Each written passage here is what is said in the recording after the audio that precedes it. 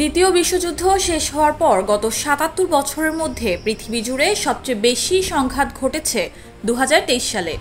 Norway ভিত্তিক শান্তি ও সংঘর্ষ বিষয়ক গবেষণা সংস্থা the peace research institute of অসলোর সাম্প্রতিক গবেষণায় জানা গেছে এই তথ্য।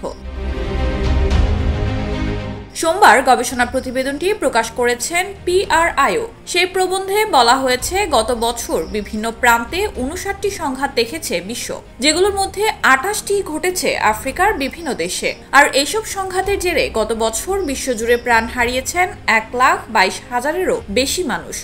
তবে ২০২২ সালের তুলনায় ২০২৩ সালে সংঘাত কবলিত দেশের সংখ্যা কমেছে। PRIOর তথ্য অনুযায়ী ২০২২ সালে যেখানে ৩৯টি দেশে সংঘাত চলছিল, সেখানে ২০২৩ সালে সংঘাত চলেছে ৩৪টি দেশে। PRIOর গবেষক এবং গবেষণা প্রবন্ধের মূল লেখক সিরিয়াস রুস্টার্ড AFP-কে বলেন, শীতল যুদ্ধ শেষ হওয়ার পর থেকে, অর্থাৎ ১৯৮৯ সালের পর থেকে বিশ্বজুড়ে সংঘাত বাড়ছে এবং বর্তমানে অতীতের যে কোনো সময়ের তুলনায় তা সর্বোচ্চ পর্যায়ে রয়েছে। দিন যত গড়াচ্ছে সংঘাত তত জটিল হচ্ছে এবং সংঘাত উস্কে দেওয়ার উপাদানের সংখ্যাও বাড়ছে। এই গবেষক আরও বলেন, গত কয়েক বছরে আল কায়দা সমর্থিত বিভিন্ন সন্ত্রাসী সংগঠন এবং আন্তর্জাতিক সন্ত্রাসী গোষ্ঠী ইসলামিক স্টেটের উত্থান এশিয়া, আফ্রিকা ও মধ্যপ্রাচ্যে সংঘাত বৃদ্ধির ক্ষেত্রে প্রধান ভূমিকা রেখেছে।